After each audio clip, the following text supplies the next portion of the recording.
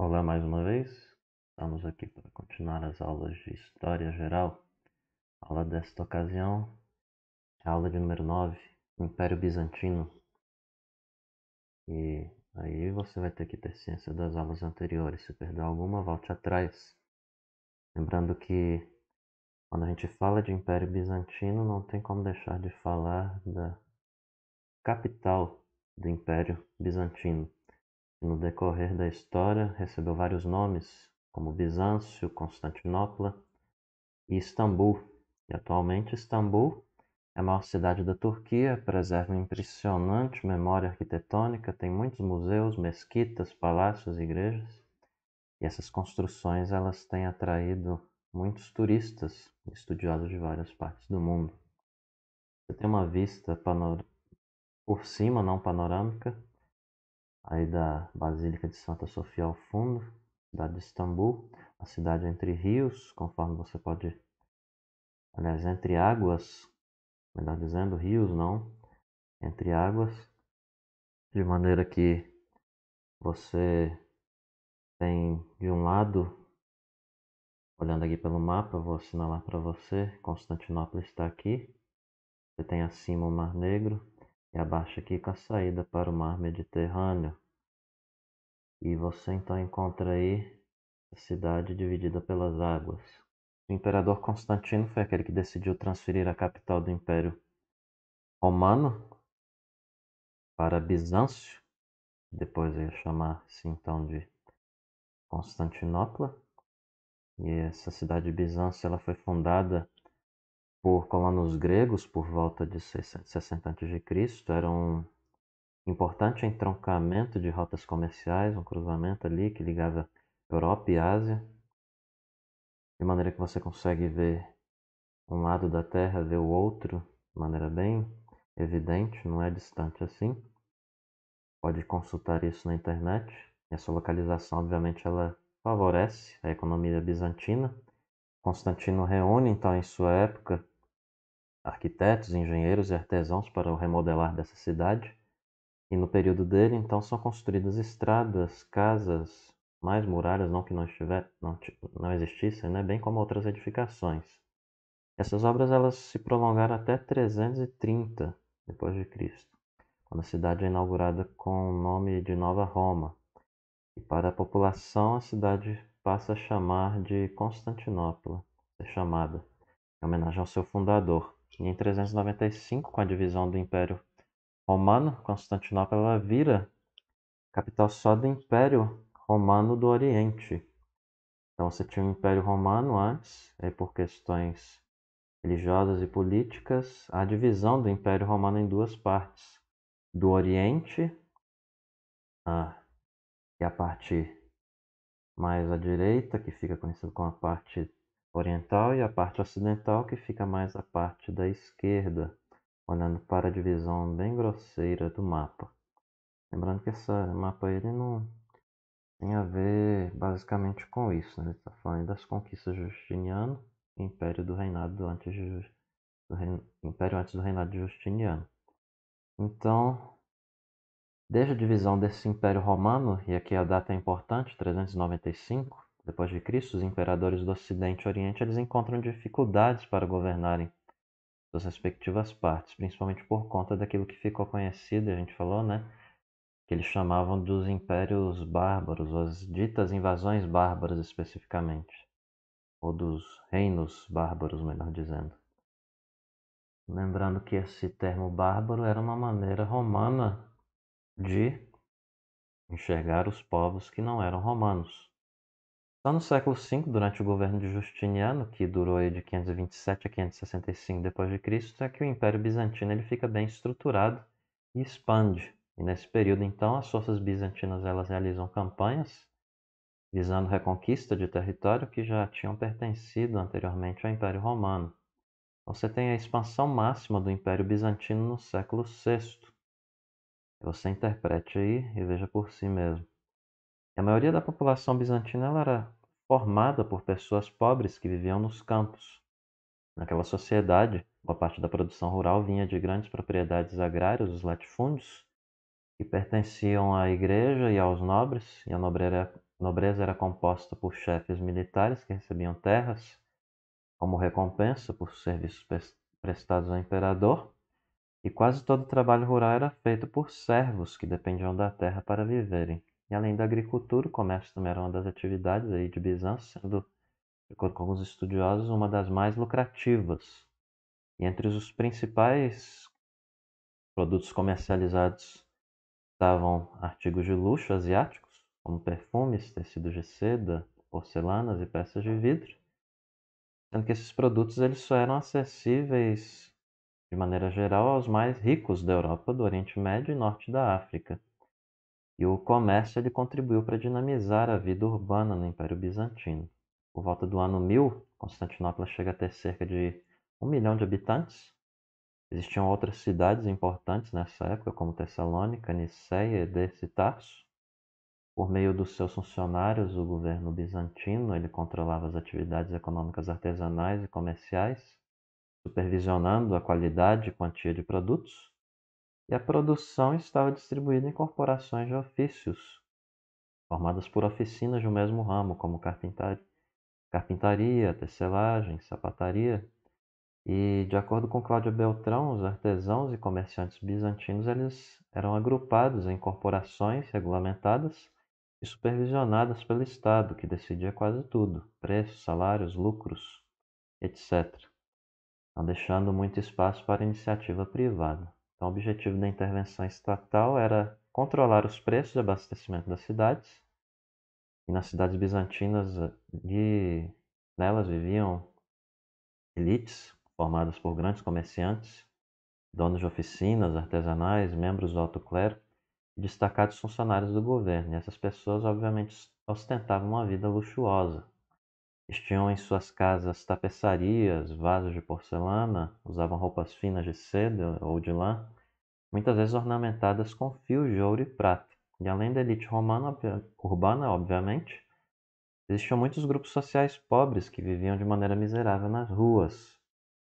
Como na velha Roma, existiram medidas aqui, no Império Bizantino, para socorro dos famintos. Medidas que foram tomadas para a distribuição de alimentos de maneira gratuita pelo governo. E uma das diversões populares preferidas em Bizâncio eram as corridas de cavalos no hipódromo.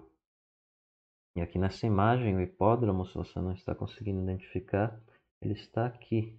Geralmente o hipódromo ele tinha esse formato longo para a corrida, né?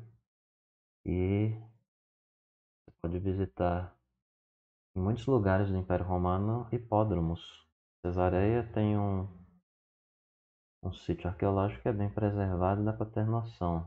E aqui também, na atual Istambul, você consegue chegar no lugar onde era isso, lá onde você encontra alguns pilares. Então, você tem aí essa diversão das corridas de cavalos no hipódromo, que era a preferida das pessoas em Bizâncio.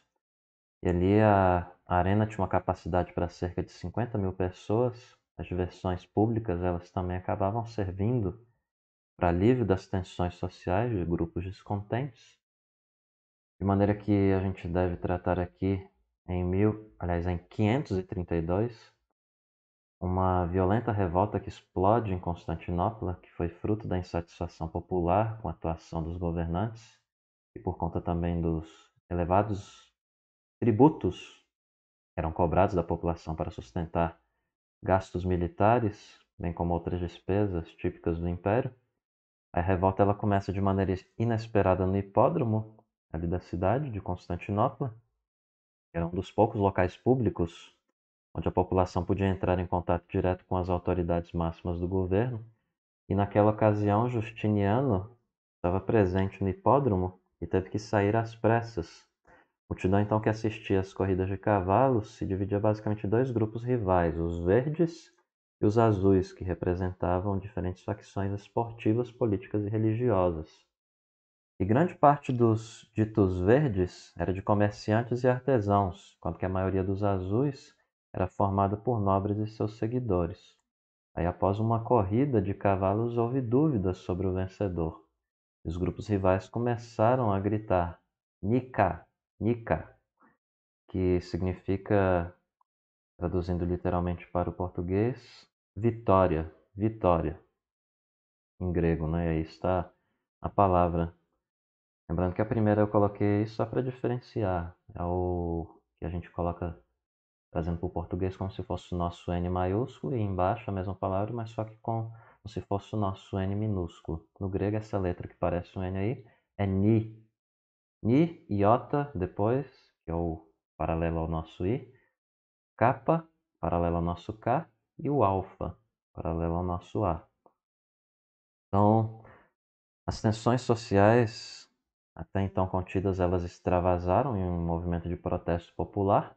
Do hipódromo, a rebelião ganhou as ruas da cidade com saques, destruições, incêndios, e durante 6 dias a situação ficou fora do controle do governo. Depois de uma hesitação inicial, Justiniano ele ordena que as tropas imperiais reprimam, e assim reprimir a revolta. E aí calcula-se que morreram cerca de 35 mil pessoas, dizem alguns estudiosos. Durante o governo de Justiniano, a gente também tem que mencionar aqui que os juristas bizantinos eles assimilaram muitos aspectos do antigo direito romano, adaptando às necessidades da nova sociedade, marcada pelo cristianismo. Esse trabalho aí originou então Corpus Juris Civilis, uma extensa obra constituída de leis, decretos, normas e códigos, entre eles o chamado Código de Justiniano. E você interprete aí a legenda com a figura, a título de informação. E a gente vai trazer menção aqui a algumas dessas questões relacionadas ao Código de Justiniano, que no decorrer do tempo serviu de referência para a legislação de muitos países ocidentais como França, Alemanha, Portugal e Brasil. E aqui eu trago para você, meu ouvinte, algumas normas do Código de Justiniano e alguns trechos relacionados ao direito e à própria legislação brasileira atual. No Código de Justiniano, ninguém é forçado a defender uma causa contra a própria vontade. Ninguém sofrerá penalidade pelo que pensa. Ninguém pode ser retirado à força de sua própria casa. Nada que não se permita ao acusado deve ser permitido ao acusador. O encargo da prova fica com aquele que afirma e não com o que nega.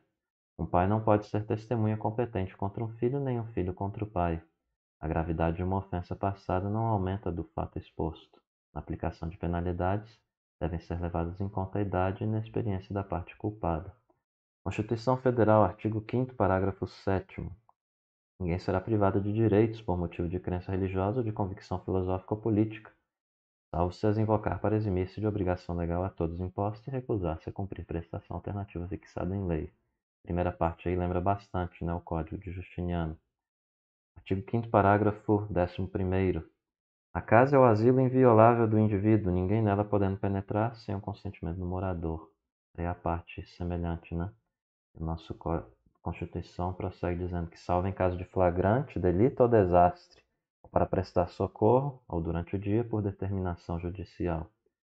Artigo 5º, parágrafo, eu acho que é 55, posso estar enganado. Sou péssimo com números romanos. Qualquer coisa você confira aí, por favor, me tire a dúvida, depois eu confiro aqui também. E aí comenta aí para ajudar também se for o caso. Aos acusados em geral são assegurados o contraditório e ampla defesa, com os meios e recursos a ela inerentes. E aí um princípio do processo civil, o ônus da prova cabe a quem acusa. Prosseguindo então, Justiniano e seus sucessores eles buscaram por meio da religião a imposição da sua autoridade, da autoridade deles, né? E firmarem também a unidade política do império, de maneira que os imperadores eles adotaram o título grego Basileus, que significa aquele que tem autoridade suprema, de maneira interpretada, não literalmente, obviamente. Nesse contexto, apresentavam-se como os principais representantes de Deus, cabendo-lhes protegerem a igreja e dirigirem o Estado. Assim, as ordens deles eram consideradas ordens celestes e o seu palácio, o palácio sagrado. Então, a junção dos poderes aí, o estatal e o religioso, é chamado de cesaropapismo. O que é cesaropapismo? Quando você une aí os poderes estatal e religioso. Isso é, o poder imperial de César e o poder religioso do Papa, que ficavam concentrados nas mãos do imperador.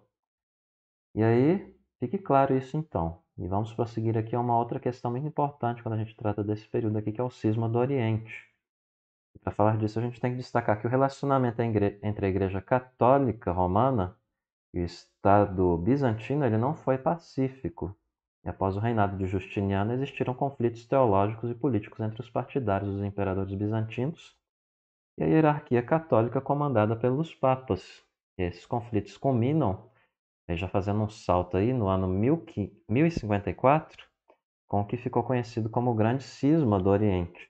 E aí o mundo cristão foi dividido em duas grandes igrejas. A Igreja Católica do Oriente, conhecida como Igreja Ortodoxa, com sede em Constantinopla e chefiada pelo patriarca da cidade, e a Igreja Católica do Ocidente, conhecida como Igreja Católica Apostólica Romana, com sede em Roma e comandada pelo Papa. E você tem uma imagem no crucifixo de ouro aí, datado do século X do Império Bizantino. E a gente prossegue dizendo coisas mais aqui relacionadas à religião e cultura. A língua predominante em Constantinopla era o grego, mas o império ele agrupava, obviamente, grupos de várias origens, como egípcios, gregos, persas, eslavos e até judeus. Essa variedade de povos aí marcou então a produção cultural bizantina, e misturou, consequentemente, elementos como o idioma grego, a religião cristã, o direito romano, a arquitetura de inspiração persa, só para mencionar alguns exemplos. E no Império Bizantino, a religião oficial era o cristianismo. A igreja exercia influência sobre vários setores da sociedade. Ela fundamentava o poder imperial, absorvia boa parte dos recursos econômicos e estava bastante presente na vida diária. A igreja ortodoxa ela tinha entre seus líderes o patriarca de Constantinopla, que foi uma das principais autoridades da hierarquia eclesiástica. É aí no caso, né, no que a gente está tratando. E em termos práticos, a autoridade do patriarca era subordinada ao poder do imperador bizantino, que era considerado protetor da igreja e principal representante da fé cristã.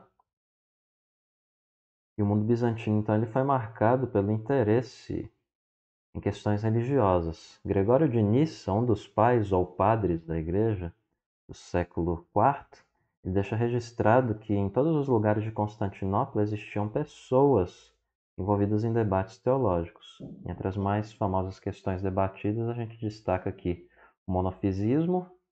Segundo tal ideia, Cristo tinha sua natureza divina. Isso aqui dentro do debate da teologia, chamado de heresia. A natureza humana, como alegava a Igreja Católica Romana, era negada. E a iconoclastia, que era o repúdio à adoração, a rejeição da adoração popular de ícones religiosos, as imagens de santos, condenando o seu uso nos templos. Em muitos casos, por trás de questões religiosas, como essas aí, existiam disputas políticas. A questão iconoclasta, por exemplo, ela camuflava o conflito, dizem alguns estudiosos, entre o imperador e os sacerdotes dos mosteiros que fabricavam imagens de santos e atribuíam a elas caráter milagroso. Pretendendo controlar o poder dos mosteiros em 726, o imperador ele proíbe a adoração de imagens.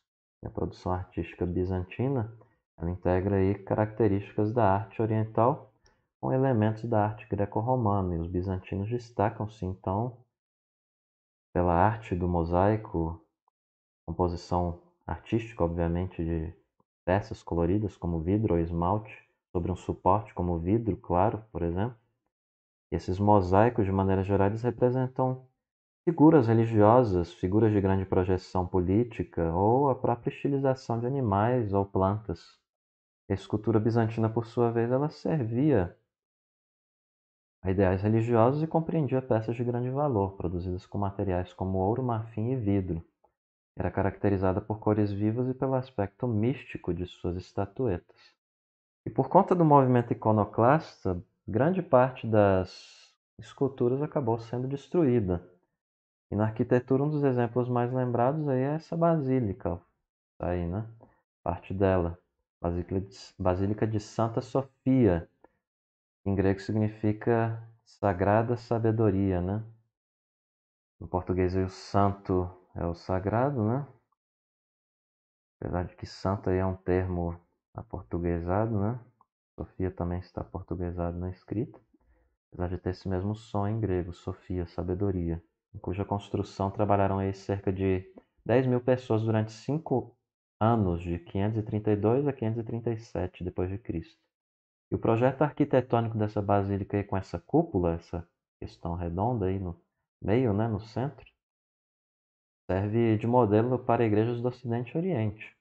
Na Itália mesmo você consegue observar isso em vários outros lugares, até mesmo no Brasil. E após a conquista de Constantinopla pelos turcos no século XV, a Basílica de Santa Sofia ela é transformada em mesquita e por isso esses pilares, são 4 pilares, né, nos extremos dela, foram colocados. É uma questão característica de mesquita, né, esses pilares aí.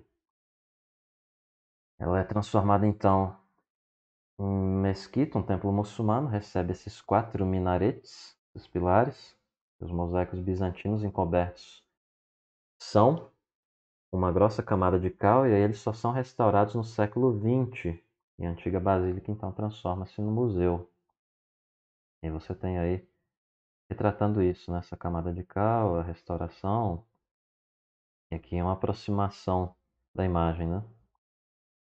Até mesmo você observa aí que ela está bem danificada, né? Pela ponta inferior direita aqui na imagem dá para perceber isso.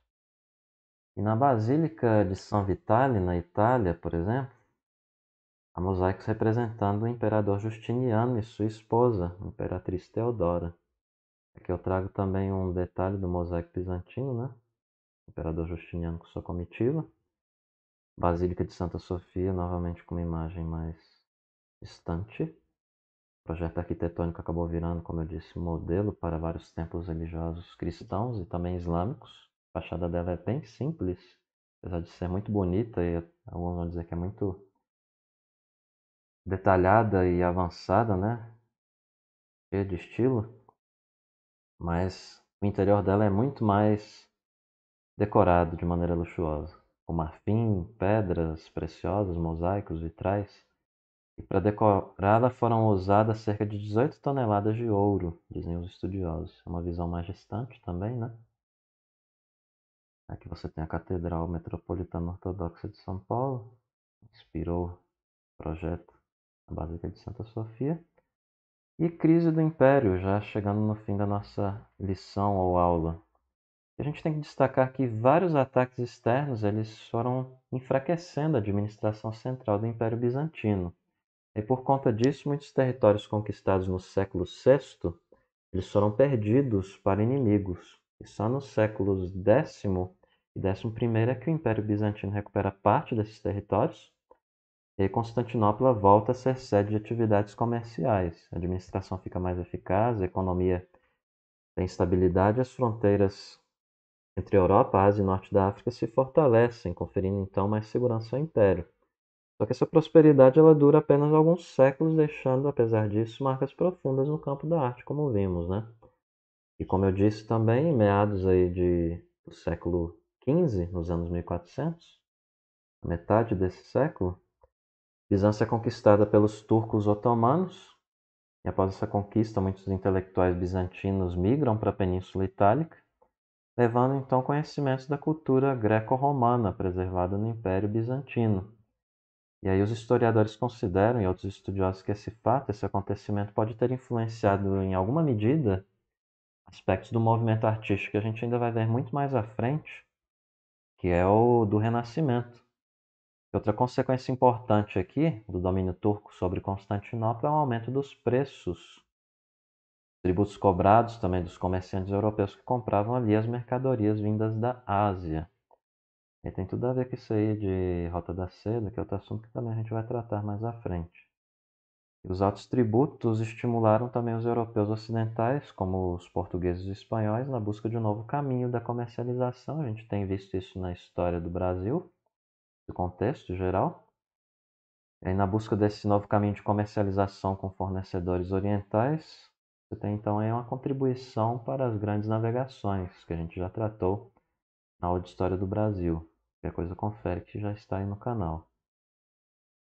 E a conquista de Constantinopla, então, pelos turcos em 1453, acaba sendo um marco aí tradicionalmente usado para marcar o fim da Idade Média, lembrando que a Idade Média varia, a datação dela seja no começo e no fim, de acordo com os estudiosos, depende da escola, da visão, mas essa aqui é uma divisão clássica. Então, para revisão, uma imagem aí, né, das águas de parte da cidade de Istambul. Você tem aí, então, uma questão da UFRS. Você dá uma lida, interprete aí, questão bem simples e básica, e você vai ter a resposta a partir de agora. Se não quiser ver, pause aí antes. Eis a resposta. Letra B. E nós encerramos então essa aula sobre o Império Bizantino, aula de número 9, por aqui. Espero que ele tenha sido útil para o seu entendimento e até a próxima.